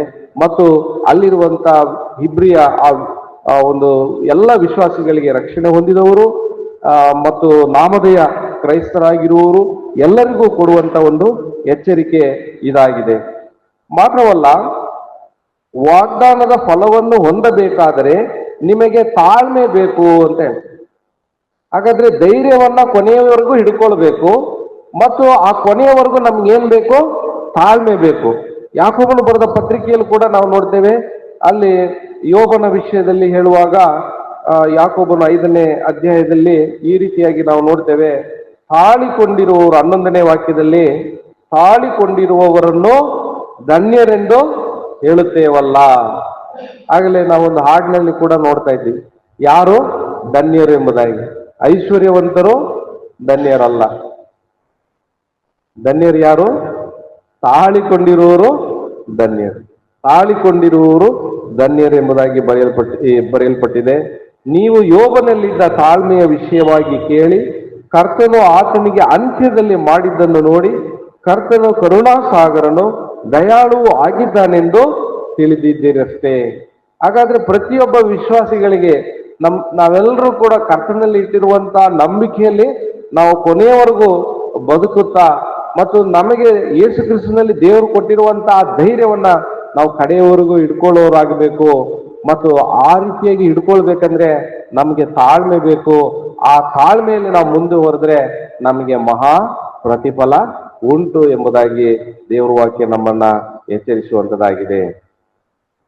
ಮುಂದೆ ನಾವು ನೋಡುವಾಗ ಇದನ್ನ ಯಾವುದಕ್ಕೆ ರಿಲೇಟ್ ಮಾಡ್ತಾ ಇದ್ದಾರೆ? ಯೇಸು ಕ್ರಿಸ್ತನ ಬರೋಣಕ್ಕೆ ಇದು ರಿಲೇಟ್ ಮಾಡ್ತಾ ಇದ್ದಾರೆ. ನಾವು ಈ ಹಿಂದೆ ಕೂಡ 25ನೇ ವಾಕ್ಯದಲ್ಲಿ ನೋಡಿದೀವಿ, 10ನೇ ಅಧ್ಯಾಯ 25ನೇ ವಾಕ್ಯದಲ್ಲಿ ಕೆಲವರು ಸಭೆಯಾಗಿ ಕೂಡಿಕೊಳ್ಳುವುದನ್ನು ಕೆಲವರು ರೂಢಿಯಾಗಿ ಬಿಟ್ಟಿರುವ ಪ್ರಕಾರ ನಾವು ಬಿಟ್ಟು ಬಿಡದೆ ಒಬ್ಬರನ್ನೊಬ್ಬರು ಎಚ್ಚರಿಸೋಣ. ಯಾಕೆ? ಕರ್ತನ ಪ್ರತ್ಯಕ್ಷತೆಯ ದಿನವು ಸಮೀಪಿಸುತ್ತಾ ಬರುತ್ತದೆ ಎಂದು ನೀವು ನೋಡುವುದರಿಂದ ಇದನ್ನು ಮತ್ತಷ್ಟು ಮಾಡಿರಿ ಎಂಬುದಾಗಿ. ಅಂದ್ರೆ ನಾವು ಸಭೆಯಾಗಿ ಕೂಡಿಕೊಳ್ಳುವುದನ್ನು ಮತ್ತು ಒಬ್ಬರನ್ನೊಬ್ಬರು ಪ್ರೀತಿಸುವುದನ್ನು, ಸತ್ಕಾರ್ಯ ಮಾಡುವುದನ್ನು, ಇವುಗಳನ್ನ ನಾವು ಇನ್ನು ಹೆಚ್ಚಾಗಿ ಮಾಡಬೇಕು. ಯಾಕಂದ್ರೆ ಕರ್ತನ ಬರೋಣವು ಹತ್ತಿರವಾಗಿದೆ. ಮತ್ತೆ ಇಲ್ಲಿ ನಾವು ನೋಡುವಾಗ ನಾವು ನಮಗೆ ಯೇಸು ಕ್ರಿಸ್ತನಲ್ಲಿ ದೇವರು ಕೊಟ್ಟಿರುವಂತ ಆ ನಿರೀಕ್ಷೆಯನ್ನು, ಧೈರ್ಯವನ್ನು ಕೊನೆಯವರೆಗೂ ನಾವು ಕಾಪಾಡಿಕೊಂಡು ಹೋಗ್ಬೇಕು. ಮತ್ತು ನಾವು ತಾಳ್ಮೆಯಿಂದ ಇರಬೇಕು. ಆ ಒಂದು ದಿನ ಬರುವವರೆಗೂ ನಾವು ತಾಳ್ಮೆಯಿಂದ ಇರಬೇಕು. ಯಾಕೆಂದ್ರೆ ನಮ್ಮ ಕರ್ತನಾದ ಯೇಸು ಕ್ರಿಸ್ತನು ಬೇಗನೆ ಬರುತ್ತಾನೆ. ಇದರ ವಿಷಯದಲ್ಲಿ ನಾವು ಕಳೆದ ಬಾರಿ ಕೂಡ ನೋಡಿದ್ದೀವಿ. ನಮ್ಮ ಕರ್ತನಾದ ಯೇಸು ಕ್ರಿಸ್ತನು ಈಗೋ ಎಲ್ಲರಿಗೂ ಕೊಡತಕ್ಕ ಪ್ರತಿಫಲ ನನ್ನ ಕೈಯಲ್ಲಿದೆ, ನಾನು ಈಗೋ ಬೇಗನೆ ಬರುತ್ತೇನೆ ಎಂಬುದಾಗಿ ಪ್ರಕಟಣೆ ಗ್ರಂಥ 22ನೇ ಅಧ್ಯಾಯದಲ್ಲಿ ಕರ್ತನಾದ ಯೇಸು ಕ್ರಿಸ್ತನು ಹೇಳಿದ ಮಾತನ್ನ ನಾವು ನೆನಪು ಮಾಡಿಕೊಳ್ಬಹುದು. ಈಗೋ ನಾನು ಬೇಗನೆ ಬರುತ್ತೇನೆ. ಇಲ್ಲಿ ಕೂಡ ಗ್ರಂಥಕರ್ತನು ಹೇಳುವಂತ ಮಾತೇನು? ನಾನು ಬರುವಾತನು ಇನ್ನು ಸ್ವಲ್ಪ ಕಾಲದಲ್ಲಿ ಬರುವನು, ತಡ ಮಾಡುವುದಿಲ್ಲ. ಆದರೆ ನನ್ನವನಾಗಿರುವ ನೀತಿವಂತನು ನಂಬಿಕೆಯಿಂದಲೇ ಬದುಕುವನು.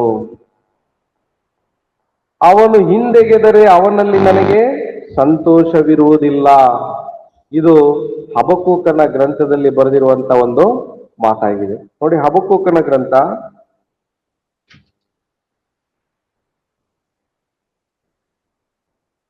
ಅದರ 2ನೇ ಅಧ್ಯಾಯ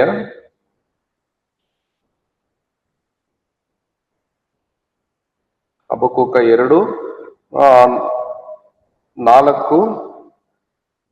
3:4 ಓದ್ಕೊಳ್ಳೋಣ. 3:4 ಹಬಕ್ಕೂಕನ ಗ್ರಂಥ 2ನೇ ಅಧ್ಯಾಯ 3 ಮತ್ತು 4ನೇ ವಾಕ್ಯಗಳನ್ನ ಓದ್ಕೊಳ್ಳೋಣ. ಅದು ಕ್ಲುಪ್ತ ಕಾಲದಲ್ಲಿ ನೆರವೇರತಕ್ಕದ್ದು, ಆದರೆ ಪರಿಣಾಮಕ್ಕೆ ತ್ವರೆಪಡುತ್ತದೆ, ಮೋಸ ಮಾಡದು. ತಡವಾದರೂ ಅದಕ್ಕೆ ಕಾದಿರು, ಅದು ಬಂದೇ ಬರುವುದು, ತಾಮಸವಾಗದು.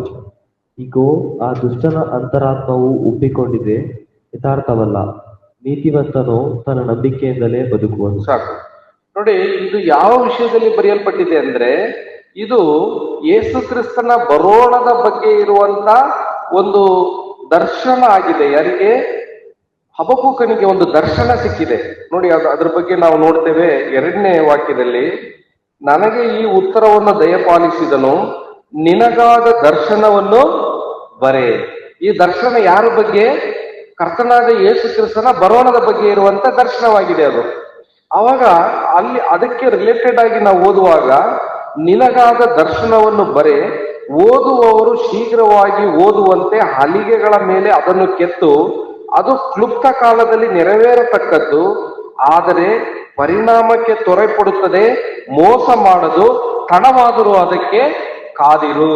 ಅಂದ್ರೆ ಯೇಸು ಕ್ರಿಸ್ತನ ಬರೋಣದ ಕುರಿತಾಗಿ ದೇವರು ಹಬಕ್ಕೂಕನಿಗೆ ಕೊಟ್ಟಂತ ದರ್ಶನದಲ್ಲಿ ಈ ಮಾತುಗಳನ್ನ ಹೇಳಿರುವಂಥದ್ದು. ಅಂದ್ರೆ ಆತನು ಬರ್ತಾನೆ, ಲೋಕ ರಕ್ಷಕನು ಯೇಸು ಕ್ರಿಸ್ತನು ಬರ್ತಾನೆ, ತಡ ಮಾಡುವುದಿಲ್ಲ, ಕ್ಲುಪ್ತ ಸಮಯದಲ್ಲಿ ಬರ್ತಾನೆ ಎಂಬ ಈ ಮಾತನ್ನ ಹೇಳಿರುವುದು. ಈಗ ಇವರು ಏನ್ ಮಾಡ್ಬೇಕು? ಇದನ್ನ ಕೇಳುವವರು, ಓದುವವರು ಏನ್ ಮಾಡ್ಬೇಕು? ಯೇಸು ಕ್ರಿಸ್ತನು ಬರ್ತಾನೆ ಎಂಬುದಾಗಿ ಪ್ರವಾದಿಯ ಮೂಲಕವಾಗಿ ದೇವರು ಹೇಳಿದಂತ ಮಾತನ್ನ ಅವರು ನಂಬಿ ಆ ನಿರೀಕ್ಷೆಯಲ್ಲಿ ಅವರು ಬದುಕಬೇಕು. ಅದಕ್ಕೇನೆ ಏನ್ ಹೇಳ್ತಾ ಇದ್ದಾರೆ? ಅದು ಬಂದೇ ಬರುವುದು, ತಾಮಸವಾಗದು. ಈಗೋ ಆ ದುಷ್ಟನ ಅಂತರಾತ್ಮ ಉಬ್ಬಿಕೊಂಡಿದೆ, ಯಥಾರ್ಥವಲ್ಲ. ನೀತಿವಂತನೋ ತನ್ನ ನಂಬಿಕೆಯಿಂದಲೇ ಬದುಕುವನು. ಅಂದ್ರೆ ಯಾರು ಈ ಒಂದು ದರ್ಶನವನ್ನ, ಈ ಪ್ರವಾದಿಯ ಮೂಲಕವಾಗಿ ದೇವರು ತೋರಿಸಿದಂತ ದರ್ಶನದಲ್ಲಿ ಲೋಕ ರಕ್ಷಕನಾದ ಯೇಸು ಕ್ರಿಸ್ತನು ಬರ್ತಾನೆ ಎಂಬ ಆ ಒಂದು ಸತ್ಯವನ್ನ ಯಾರು ನಂಬುತ್ತಾರೋ ಅವರೇ ದೇವರ ದೃಷ್ಟಿಯಲ್ಲಿ ನೀತಿವಂತರು. ಆ ಒಂದು ನಿರೀಕ್ಷೆಯಲ್ಲಿ, ಆ ನಂಬಿಕೆಯಲ್ಲಿ ಅವರು ಬದುಕ್ತಾರೆ ಎಂಬುದಾಗಿ ನಾವು ನೋಡ್ತೇವೆ. ಆದ್ರೆ ಯಾರು ಅದನ್ನ ನಂಬಲ್ಲ, ಅದು ಕೂಡ ಇಲ್ಲಿ ಬರೆಯಲ್ಪಟ್ಟಿದೆ. ಈಗ ಆ ದುಷ್ಟನ ಅಂತರಾತ್ಮವು ಉಬ್ಬಿಕೊಂಡಿದೆ, ಯಥಾರ್ಥವಲ್ಲ. ಹಾಗಾದ್ರೆ ಯಾರು ಈ ಒಂದು ದರ್ಶನವನ್ನ, ಯೇಸು ಕ್ರಿಸ್ತನು ಬರ್ತಾನೆ ಎಂಬ ಈ ದರ್ಶನವನ್ನ ನಂಬದೇ ಇರುವಂತವ್ರು ಯಾರು? ದುಷ್ಟರು, ಉಬ್ಬಿಕೊಂಡಿರುವವರು, ಯಥಾರ್ಥ ಹೃದಯ ಇಲ್ಲದವರು. ಆದ್ರೆ ಇಲ್ಲಿ ಯೇಸು ಕ್ರಿಸ್ತನು ಬರುವುದಕ್ಕಿಂತ ಎಷ್ಟೋ ವರ್ಷಗಳ ಹಿಂದೆ ಹಬಕ್ಕೂಕನು ಈ ದರ್ಶನವನ್ನ ನೋಡಿದನು, ಯೇಸು ಕ್ರಿಸ್ತನು ಬರ್ತಾನೆ ಎಂಬುದಾಗಿ ತಿಳಿಸಿದನು. ಅದನ್ನ ಯಾರು ದೀನ ಭಾವದಿಂದ ಒಪ್ಕೊಂಡು ನಂಬಿದ್ರು ಅವ್ರು ದೇವರ ದೃಷ್ಟಿಯಲ್ಲಿ ನೀತಿವಂತರಾದ್ರು. ಮತ್ತೆ ಯೇಸು ಕ್ರಿಸ್ತನ ಸಮಯದ ಪೂರ್ಣತೆಯಲ್ಲಿ ಆತನು ಬಂದನು. ದೇವರು ಸುಳ್ಳು ಹೇಳಲಿಲ್ಲ, ಅವರ ನಂಬಿಕೆ ಕೂಡ ಸುಳ್ಳು ಆಗಲಿಲ್ಲ. ಯೇಸು ಕ್ರಿಸ್ತನು ಹಿಸ್ಟ್ರಿಯಲ್ಲೇ ನಮ್ಗೆ ಗೊತ್ತಿದೆ. ಯೇಸು ಕ್ರಿಸ್ತನು BC 5 ಅಂತ ಕೆಲವರು ಹೇಳ್ತಾರೆ, BC 4 ಯೇಸು ಕ್ರಿಸ್ತನು ಇಲ್ಲಿ ಮಗುವಾಗಿ ಜನಿಸಿದನು, ಲೋಕರಕ್ಷಕನು ಜನಿಸಿದನು. ಆತನು 33 ವರ್ಷ, ಕೆಲವು 33.5 ಅಂತ ಹೇಳ್ತಾರೆ, ಈ ಲೋಕದಲ್ಲಿ ಬದುಕಿದನು. 3 ವರ್ಷ ಸಾರ್ವಜನಿಕ ಸೇವೆ ಮಾಡಿದನು. ಆತನು ದೇವರ ಚಿತ್ತ ಏನು ಅನ್ನೋದನ್ನ, ದೇವರ ಪ್ರೀತಿ ಏನು ಅನ್ನೋದನ್ನ, ದೇವರ ಶಕ್ತಿ ಏನು ಅನ್ನೋದನ್ನ ಈ ಲೋಕದಲ್ಲಿ ಎಲ್ಲರಿಗೂ ತಿಳಿಸಿಕೊಟ್ಟನು. ಆಮೇಲೆ ಎಲ್ಲರ ಪಾಪಗಳ ಪರಿಹಾರಕ್ಕೋಸ್ಕರ ಆತನು ಶಾಸ್ತ್ರದಲ್ಲಿ ಬರೆದಿರೋ ಪ್ರಕಾರವಾಗಿ ಶಿಲುಬೆಯಲ್ಲಿ ಮರಣ ಹೊಂದಿದನು, ಸಮಾಧಿ ಮಾಡಲ್ಪಟ್ಟನು. ಶಾಸ್ತ್ರದಲ್ಲಿ ಬರೆದಿರುವಂತೆ ಆತನು ಜೀವಂತನಾಗಿ ಎದ್ದನು. ಈ ಹಬಕ್ಕೂಕನ ಈ ದರ್ಶನವನ್ನ ನಂಬಿದವರು ನಿಜವನ್ನೇ ಅವ್ರು ನಂಬಿದ್ರು, ಅದು ನಿಜ ಆಯ್ತು. ಈಗ 2ನೇ ಬಾರಿ ನಾವು ನೋಡುವಂಥದ್ದಲ್ಲಿ ರೋಮಾಪುರದವರಿಗೆ ಬರೆದ ಪತ್ರಿಕೆ 1ನೇ ಅಧ್ಯಾಯ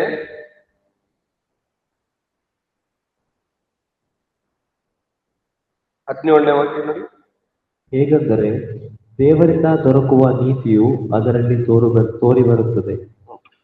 ನೀತಿವಂತರು ನಂಬಿಕೆಯಿಂದಲೇ ಬದುಕುವನೆಂಬ ಶಾಸ್ತ್ರೋಕ್ತಿಯ ಪ್ರಕಾರ ಆ ನೀತಿಯು ನಂಬಿಕೆಯ ಫಲವಾಗಿದ್ದು ನಂಬಿಕೆಯನ್ನು ಪ್ರಕಟಿಸುವಂತದ್ದಾಗಿದೆ. ಇದು ಯಾವಾಗ ಬರ್ದಿರೋದು?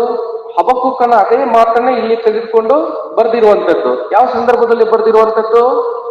ಯೇಸು ಕ್ರಿಸ್ತನು ಆಲ್ರೆಡಿ ವಾಗ್ದಾನ ಮಾಡಿದಂತೆ ಬಂದು ಆತನು ಎಲ್ಲರ ಪಾಪಗಳಿಗೋಸ್ಕರ ತನ್ನ ಪ್ರಾಣವನ್ನು ಕೊಟ್ಟು ಸಮಾಧಿ ಮಾಡಲ್ಪಟ್ಟು 3ನೇ ದಿನ ಜೀವಂತನಾಗಿ ಎದ್ದು ಪರಲೋಕಕ್ಕೆ ಏರಿ ಹೋದ ನಂತರ ಈ ಮಾತನ್ನ ಬರಿತಾ ಇರುವಂತದ್ದು. ಏನಂತ? ಇವಾಗ ಏನ್ ಮಾಡ್ಬೇಕು?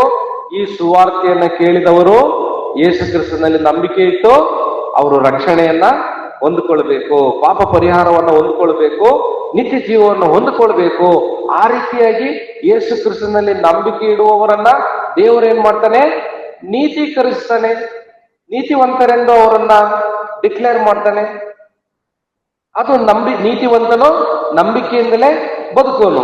ಈಗ 3ನೇದಾಗಿ ಅದೇ ಹಬಕ್ಕೂಕನ ಮಾತನ್ನ ದೇವರಾತ್ಮ ಪ್ರೇರಿತನಾಗಿ ಈ ಲೇಖಕನು ಇಲ್ಲಿ ಬರೆದಿರುವುದನ್ನ ನಾವು ನೋಡ್ತಾ ಇದ್ದೇವೆ. ಏನಂತ? ಬರುವ ಆತನು ಇನ್ನು ಸ್ವಲ್ಪ ಕಾಲದಲ್ಲಿ ಬರುವನು, ತಡ ಮಾಡುವುದಿಲ್ಲ. ಆದರೆ ನನ್ನವನಾಗಿರುವ ನೀತಿವಂತನು ನಂಬಿಕೆಯಿಂದಲೇ ಬದುಕುವನು. ಈಗ ಅದೇ ಮಾತು, ಯಾವ ಹಬಕ್ಕೂಕನು ಹೇಳಿದಂತ ಅದೇ ಮಾತನ್ನ ಇಲ್ಲಿ ಇಬ್ರಿಯ ಗ್ರಂಥಕರ್ತನು ಹೇಳುವ ಉದ್ದೇಶ ಏನು? ಯೇಸು ಕ್ರಿಸ್ತನು ಬಂದಿದ್ದಾನೆ ಅಂತ ನೀವು ನಂಬಿದಿರಿ, ಯೇಸು ಕ್ರಿಸ್ತನು ನಿಮ್ಮ ರಕ್ಷಕನು ಅಂತ ನಂಬಿದಿರಿ. ಇವಾಗ ಏನ್ ಮಾಡ್ಬೇಕು? ಆತನು ಮತ್ತೆ ಬರ್ತೀನಿ ಅಂತ ಹೇಳಿದ್ದಾನೆ.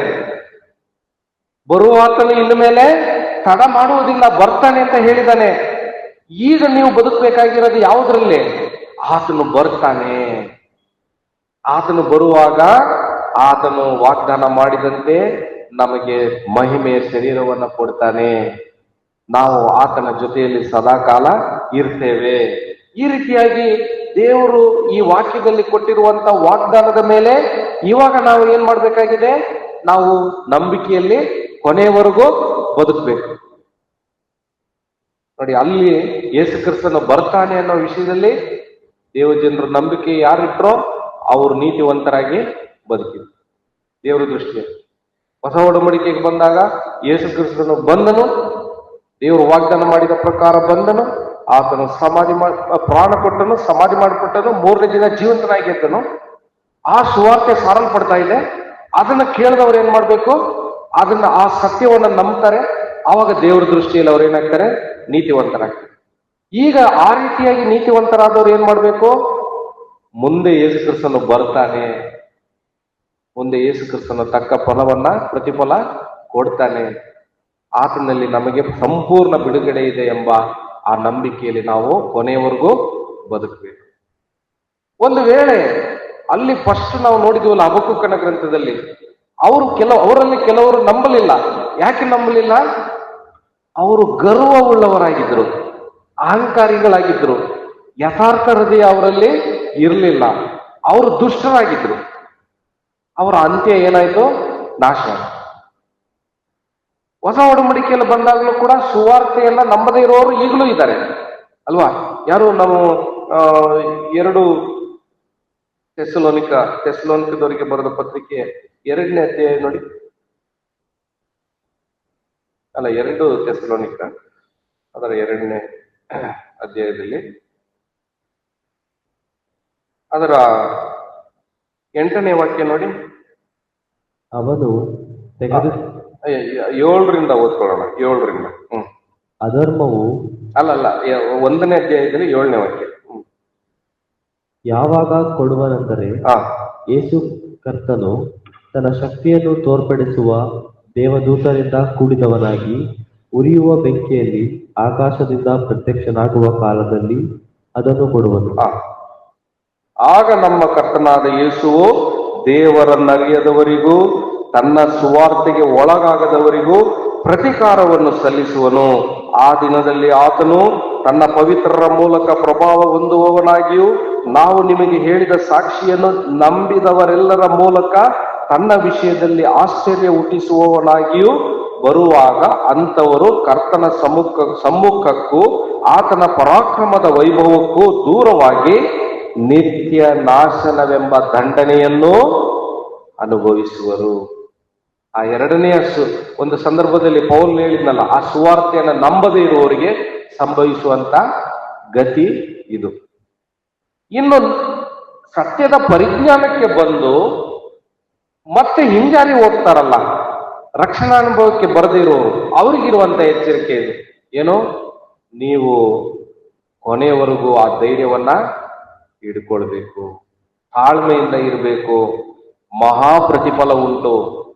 ಒಂದು ವೇಳೆ ನೀನು ಹಿಂಜಾರಿ ಹೋದ್ರೆ ಬರುವಾತನು ತಡ ಮಾಡುವುದಿಲ್ಲ, ಬೇಗನೆ ಬರ್ತಾನೆ. ಆದರೆ ನೀನು ಹಿಂಜಾರಿ ಹೋದರೆ ಅವನಲ್ಲಿ ನನಗೆ ಸಂತೋಷವಿಲ್ಲ ಎಂಬುದಾಗಿ ದೇವರು ಹೇಳ್ತಾನೆ. ನೀನು ಹಿಂಜಾರಿ ಹೋದರೆ ನಿನ್ನಲ್ಲಿ ನನಗೆ ಸಂತೋಷ ಇಲ್ಲ. ಯಾಕೆ ಹಿಂಜಾರಿ ಹೋಗ್ತಾ ಇದ್ದಾನೆ? ಅವನು ಕೂಡ ದುಷ್ಟ ಹೃದಯ, ಗರ್ವದ ಹೃದಯ, ಯಥಾರ್ಥವಲ್ಲದ ಹೃದಯ. ಆದ್ರಿಂದಲೇ ಅವನು ಕೂಡ ಹಿಂಜಾರಿ ಹೋಗೋದು. ಅದು ಕಾಸ್ ಅಂಡ್ ಎಫೆಕ್ಟ್ ಅಂತ ಹೇಳ್ತಾರೆ. ಅವನು ಹಿಂಜಾರಿ ಹೋಗೋದಕ್ಕೆ ಕಾರಣ ಅವನಲ್ಲಿರುವಂತ ಗರ್ವ, ಎಫೆಕ್ಟ್ ಏನೋ ಹಿಂಜಾರಿ ಹೋಗೋದು.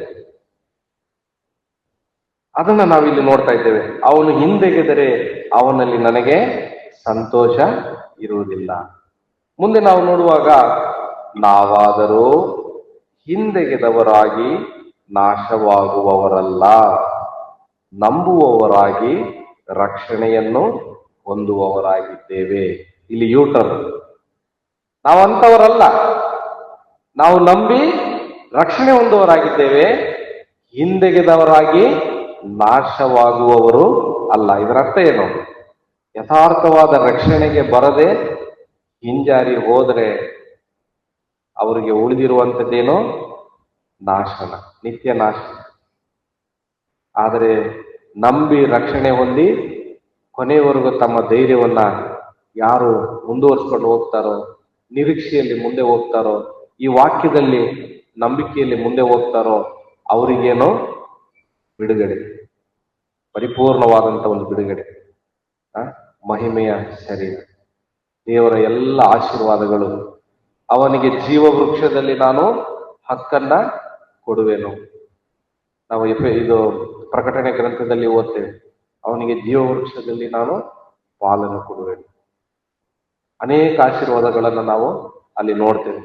ಆದುದರಿಂದ ಪ್ರಿಯರೇ, ಇಲ್ಲಿವರೆಗೂ ಅಪೊಸ್ತಲನಾದ ಯಾರು ಅಂತ ಗೊತ್ತಿಲ್ಲ, ಆ ದೇವರ ಸೇವಕನು, ಆ ದೇವರ ದಾಸನು ಬಹಳ ವಿಧ ವಿಧವಾಗಿ ಯೇಸುಕ್ರಿಸ್ತನ ಶ್ರೇಷ್ಠತೆ ಕುರಿತಾಗಿ ಬರೀತಾ ಇದ್ದಾರೆ. ಆತನು ದೇವದೂತರಿಗಿಂತ ಶ್ರೇಷ್ಠನು, ಮೋಶೆಗಿಂತ ಶ್ರೇಷ್ಠನು, ಹಳೆ ಒಡಂಬಡಿಕೆ ಯಜ್ಞಕ್ಕಿಂತ ಶ್ರೇಷ್ಠವಾದ ಯಜ್ಞ ಮತ್ತು ಆತನು ಆ ಮೆಲ್ಕಿಸೆದೇಕನ ತರಹದ ಮಹಾಯಾಜಕನು, ಆತನು ಎಲ್ಲರಿಗಿಂತ ಶ್ರೇಷ್ಠನು, ಆತನು ದೇವರ ಬಲಭಾಗದಲ್ಲಿದ್ದಾನೆ, ಅವನು ಸದಾಕಾಲ ಜೀವಿಸುವನಾಗಿದ್ದಾನೆ. ಈಗ ಎಲ್ಲ ಹೇಳಿ ಆತನನ್ನ ಬಿಟ್ಟು ಮಾತ್ರ ನೀವು ಹಿಂಜಾರಿ ಹೋಗ್ಬೇಡ್ರಿ. ನೀವು ಹಿಂಜಾರಿ ಹೋದ್ರೆ ನಿಮ್ಗೆ ಬೇರೆ ಯಾವ ನಿರೀಕ್ಷೆನೂ ಇಲ್ಲ, ನಿಮಗೆ ನಾಶನನೇ ನಿಮಗೆ ಉಳಿದಿರುವಂಥದ್ದು. ನೀವು ಏನು ನಂಬಿದಿರೋ ಅದರಲ್ಲಿ ಸ್ಥಿರವಾಗಿ ನಿಲ್ರಿ, ನೀವು ಕೊನೆಯವರೆಗೂ ಆ ಧೈರ್ಯವನ್ನ ಕಾಪಾಡಿಕೊಳ್ಳ್ರಿ. ಆಗ ದೇವರು ನಿಮ್ಮಲ್ಲಿ ಸಂತೋಷಿಸ್ತಾನೆ, ನಿಮಗೆ ಮಹಾ ಪ್ರತಿಫಲ ಇದೆ. ನೀವು ಧೈರ್ಯವಾಗಿ ಮುಂದೆ ಹೋಗ್ರಿ, ನೀವು ಹಿಂಜಾರಿ ಹೋಗಬೇಡ್ರಿ ಎಂಬುದಾಗಿ ಎಚ್ಚರಿಸುವಂತ ಮಾತುಗಳು ಇವುಗಳಾಗಿದೆ. ಇದು ಕೂಡ ನಮಗೂ ಕೂಡ ಎಚ್ಚರಿಕೆಯ ಮಾತಾಗಿದೆ. ಯಾರಾದರೂ ನಿಜವಾಗಲೂ ರಕ್ಷಣೆ ಹೊಂದದೇ ಇರುವವರಿದ್ದರೆ ನೀವು ಖಂಡಿತವಾಗಿ ಕರ್ತನನ್ನ ನೀವು ರಕ್ಷಕನನ್ನಾಗಿ ಅಂಗೀಕರಿಸಿರಿ. ಯೇಸು ಕ್ರಿಸ್ತನು ನಿಮ್ಮ ಪಾಪಗಳಿಗೋಸ್ಕರ ತನ್ನ ಪ್ರಾಣವನ್ನು ಕೊಟ್ಟನು ಎಂಬ ಸತ್ಯವನ್ನ ನೀವು ಹೃದಯದಲ್ಲಿ ನಂಬಿರಿ. ಆತನನ್ನ ದೇವರು ಸತ್ತವರೊಳಗಿಂದ ಎಬ್ಬಿಸಿದನು ಎಂಬುದನ್ನ ನೀವು ಹೃದಯದಲ್ಲಿ ನಂಬಿ ಆತನನ್ನ ಕರ್ತನನ್ನಾಗಿ ಅಂಗೀಕರಿಸಿ ದೇವರ ಮಕ್ಕಳಾಗಿ ಆ ಧೈರ್ಯದಲ್ಲಿ, ಆ ನಂಬಿಕೆಯಲ್ಲಿ, ಆ ನಿರೀಕ್ಷೆಯಲ್ಲಿ ನೀವು ಕೊನೆಯವರೆಗೂ ಮುಂದೆ ಹೋಗ್ರಿ. ಮೊದಲು ದೇವರು ವಾಗ್ದಾನ ಮಾಡಿದ ಪ್ರಕಾರವೇ ಆ ಯೇಸು ಕ್ರಿಸ್ತನು ಈ ಲೋಕಕ್ಕೆ ಬಂದನು. ಈಗ ಮತ್ತೆ ವಾಗ್ದಾನ ಮಾಡಿದ್ದಾನೆ, ನಾನು ಬೇಗನೆ ಬರ್ತೀನಂತ. ಯೇಸು ಕ್ರಿಸ್ತನು ಮುಂದೆ ಬರ್ತಾನೆ. ಅದು ಇವತ್ತು ಬರ್ಬೋದು, ನಾಳೆ ಬರ್ಬೋದು, ಇನ್ನೊಂದು ವರ್ಷ, ನಮ್ಗೆ ಗೊತ್ತಿಲ್ಲ ಯಾವಾಗ ಟೈಮ್ ಅಂತ, ಆದ್ರೆ ಬಂದೇ ಬರ್ತಾನೆ. ಆ ನಿರೀಕ್ಷೆಯಲ್ಲಿ ನಾವು ಮುಂದೆ ಹೋಗೋಣ. ದೇವರು 10ನೇ ಅಧ್ಯಾಯದವರೆಗೂ ನಾವು ಧ್ಯಾನಿಸುವಂತೆ ಬಹಳವಾಗಿ ದೇವರು ನಮಗೆ ಸಹಾಯ ಮಾಡಿದ್ದಾನೆ. ದೇವರ ನಾಮಕ್ಕೆ ಮಹಿಮೆ ಉಂಟಾಗಲಿ. 11ನೇ ಅಧ್ಯಾಯಕ್ಕೆ ನಾವು ಬರುವಾಗ, ನೀತಿವಂತನು ನಂಬಿಕೆಯಿಂದಲೇ ಬದುಕೋನು ಎಂಬ ಆ ಒಂದು ಸತ್ಯಕ್ಕೆ ಬೇಕಾಗಿರುವಂತ ದೃಷ್ಟಾಂತಗಳನ್ನ ಕೊಡ್ತಾ ಇದ್ದಾರೆ. ಹಳೆ ಒಡಂಬಡಿಕೆಯಲ್ಲಿದ್ದವರು ಕೂಡ ನಂಬಿಕೆಯಿಂದಲೇ ಬದುಕಿದ್ದು, ನೀವು ಕೂಡ ನಂಬಿಕೆಯಲ್ಲೇ ಬದುಕಬೇಕು. ಅವ್ರು ಯಾವ ತರ ಒಳ್ಳೆ ಹೆಸರನ್ನ ಪಡ್ಕೊಂಡ್ರು, ಆ ನಂಬಿಕೆಯಿಂದ ಬದುಕಿದ್ರಿಂದ ಒಳ್ಳೆ ಹೆಸರನ್ನ ಪಡ್ಕೊಂಡ್ರು ಅನ್ನುವ ಒಂದು ಸತ್ಯವನ್ನ, ಆ ನಂಬಿಕೆಯ ಕುರಿತಾಗಿ ಬಹಳ ವಿಧ ವಿಧವಾಗಿ 11ನೇ ಅಧ್ಯಾಯದಲ್ಲಿ ದೇವರಾತ್ಮ ಪ್ರೇರಿತನಾಗಿ ದೇವರ ದಾಸನು ಬರೆದಿದ್ದಾರೆ. ಕರ್ತನ ಚಿತ್ತವಾದರೆ ಆ ವಾಕ್ಯವನ್ನು ನಾವು ಮುಂದಿನ ದಿನಗಳಲ್ಲಿ ಧ್ಯಾನಿಸಿಕೊಳ್ಳೋಣ. ದೇವರ ನಾಮಕ್ಕೆ ಮಹಿಮೆ ಉಂಟಾಗಲಿ. ಆಮೆನ್.